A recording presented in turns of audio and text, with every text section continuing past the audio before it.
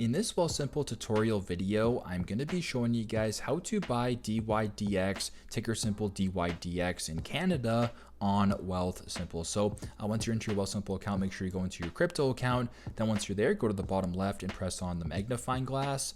Then on this screen, scroll down a tiny little bit until you come across trending categories and press on crypto. Then on this screen, we want to look for where it says dYdX, ticker symbol dYdX as well. So scroll down a little bit. Then once you're here, right around this area right here, it says dYdX. Press on that right there. Then to buy this, go to the bottom left and press on buy. On this screen now, type in the amount of money you wish to buy of dYdX coin. So if you wanted to do $1, for example, press on $1, then press continue.